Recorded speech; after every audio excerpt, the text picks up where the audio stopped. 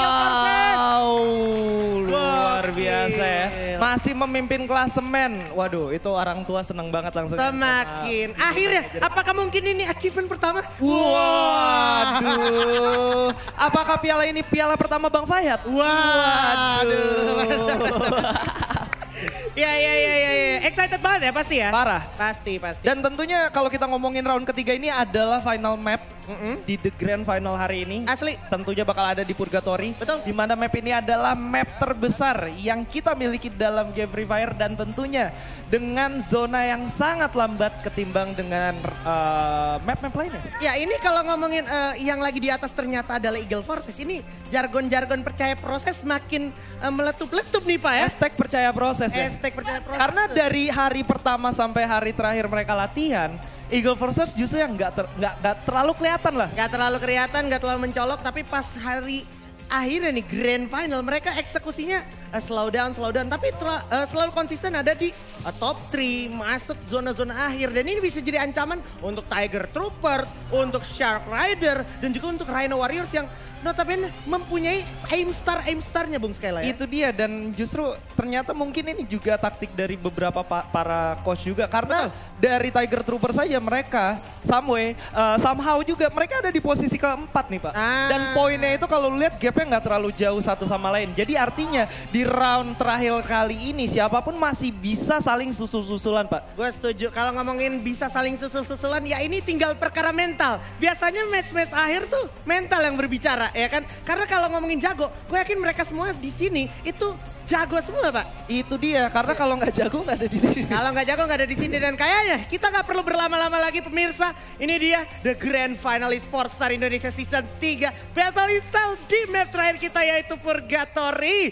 Pesawat sudah lepas landas datang dari area Forge menuju Marble Works ternyata Bung Skyla. Yes, di mana pembagiannya masih cukup aman juga dan ada blue zone di daerah Marble Works yang artinya Marble Works bakal punya segudang lootingan yang bisa didapatkan sama beberapa tim yang memang mungkin memiliki drop zone di sana Pak. Ya, for information, Pak Fayat kan pernah megang tim yang drop zone-nya di Marble Works. Jadi mungkin aja nih ada plot-plot di mana lu bisa turun di Marble Works, terlebih Marble Works-nya blue zone gitu ya. Itu yang fire itu nggak sih? Betul sekali dan ternyata itu ada juga beberapa tim yang lebih milih untuk oke, kita bagi lootingan aja tapi cukup krusial ternyata karena area fields kalau lu perhatiin itu tim 5 lootingannya bakal minim banget Bung Skyla. Bakal minim banget dan kalau lu lihat dari daerah drop zone-nya sendiri malah Marble Works-nya nggak ada yang ngisi Pak. Aduh, emang suka malu-malu kucing gitu biasanya Pak ya. Ini aduh, gue sedikit bingung ya dari tim nomor 2 juga harusnya kan mereka ada yang pakai scanner lah at least. Betul. Tapi kenapa nggak ada yang coba untuk turun di sana? Apakah mereka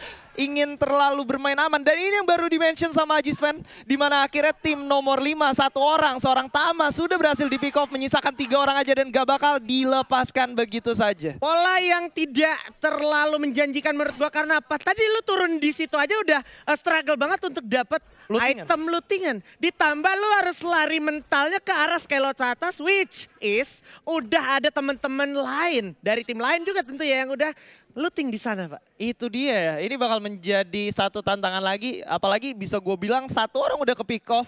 Mereka nggak punya drop zone yang punya high tier lootingan yang artinya mereka harus berpikir 2 kali. Ya. Harus seperti apa memanfaatkan rotasi yang mereka milikin atau setidaknya coba steal beberapa resource yang dimiliki sama lawan lo Pak. Dan yang lebih menarik lagi, ini pilotnya suka banget ngeplot twistnya ya.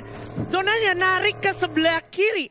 Narik ke sebelah kiri ke area blue zone. Lu bisa lihat gimana teman-teman dari Arboy dan juga tim nomor 2 sana itu udah ngamanin query. Kalau seandainya kelar query dia ke Marble Works, lootingannya udah pasti bakal banyak banget. Iya harusnya sih bakal banyak banget ya karena kalau lu dapetin 2 tempat sekaligus dan kalau lu lihat juga di daerah sebelah kiri, di pulau sebelah kiri, Quarry Golf Course dan juga Marble Works ini ternyata nggak banyak-banyak banget tim yang turun ke sana. Gak. Harusnya biasanya bisa diisi sama 3 tim sekaligus, ini cuma ada 2, bahkan biasanya 4 Pak. Ya biasanya 4 dan itu menjadi satu keuntungan untuk tim-tim yang sebenarnya bisa paham akan hal tersebut. Dan kalau ngelihat hal tersebut juga gue tertarik banget untuk nungguin gimana.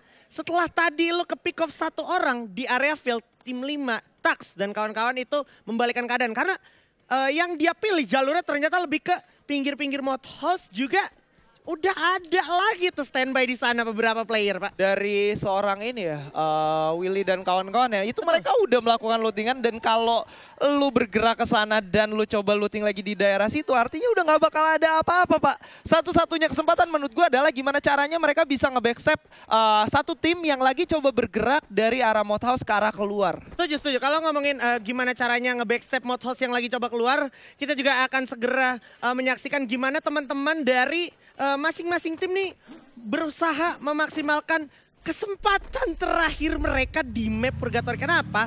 Karena beberapa tim sebenarnya tadi gue lihat masih banyak yang di luar zona dan itu bisa aja jadi bumerang untuk mereka kalau seandai kata mereka terlambat masuk ke dalam zona, mereka dicegat sama beberapa tim yang udah ngamanin checkpoint dan itu bakal sangat fatal dan bisa jadi lu berpeluang kalah. Lu bakal punya peluang untuk kalah dan kalau kita ngomongin balik lagi dari league standing yang ada di round kedua tadi. Gue rasa nggak bakal ada tim yang benar-benar bakal coba untuk shining juga, Pak. Bener. Mereka nggak bakal coba untuk ambil resiko. Tapi menurut gue justru kalau ada beberapa orang atau beberapa tim yang sadar akan hal ini. Di mana mereka bakal ketakutan. Beberapa tim bakal lebih takut untuk bermain lebih agresif. Ini bakal menjadi satu kesempatan. Tapi Colby di lain sisi kali ini sudah berhasil di pick off di daerah Skilloch, Jiswen. Yes, dan Auxerre sepertinya yang sempat ditolak oleh Colby di sana berhasil merevive kembali. Ternyata bersama Black juga kerjasama yang bagus juga masih ada. Sebuah krono untuk bertahan diri. Auxerre di sini masih dengan double vector bersiap untuk melawan musuhnya yang ternyata udah membagi posisi cukup jauh. Dua-dua setup udah dilakukan oleh lawannya. Tapi lagi dan lagi Black di sini akan menjadi korban berikutnya. Agak terkurung dengan gluolnya sendiri. Colby akhirnya harus menolong dulu seorang Black. Tapi sedikit lagi Black juga udah diambang, tumbang. Dan Moza di waktu yang tepat maju. Resiko 1-1. Semakin sengit, semakin membahayakan untuk teman-teman dari Tiger Troopers. Dan ditambah sebenarnya zona juga ini udah semakin bikin mereka tidak punya banyak pilihan. Dari segi medkit juga mereka nggak punya banyak. Mereka juga bingung harus keluar seperti apa. Karena dari satu sisi gluol mereka nggak cukup. Medkit mereka nggak cukup. Mereka harus punya exit plan. Kalau exit plannya adalah keluar dari pintu base Skilloch, gue rasa ini sama aja bohong. Karena ketika lo keluar dari sana, zona udah jalan lagi dan lu nggak punya medkit sama sekali. Ya itu yang gue maksud kenapa teman-teman yang main di pinggir zona ini, gue penasaran banget bakal seperti apa eksekusi dan juga strategi mereka untuk menghadapi luar zona, menghadapi orang-orang yang udah ngamanin checkpoint. Itu poin gue, karena ketika lu decide untuk benar-benar turun di pinggir, bermain di pinggir zona,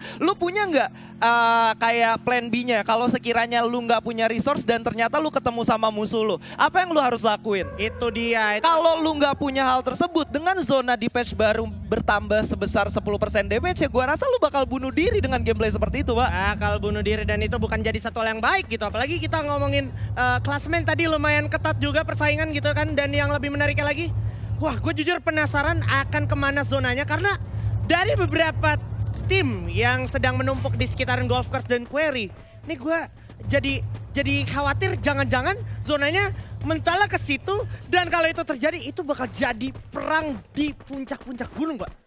Ini ya, udah lama banget nih kalau ngomongin kayak gini. Gue inget di zaman sekitar 3 tahun yang lalu juga. Waduh, Wah, major turnamen tuh ya? Major turnamen, panjang-panjang juga cerita di sana. Tapi gue cukup sepakat sih kalau misalkan lu lihat dari segi zonanya, zona lambat ada di daerah utara sampai ke daerah arah Skilloch, harusnya lebih narik lagi ke deket golf course sih. Harusnya. Tapi kita bakal lihat sesaat lagi dan ternyata enggak. Lebih memilih untuk berada di tengah dan akhirnya membuat beberapa tim menjadi memiliki advantage juga. Yang tadinya jauh jadi dekat, yang tadinya udah dekat makin dekat lagi. Makin dekat ya, jadi zonanya ini netral sekali ya, nggak berpihak ke salah satu tim yang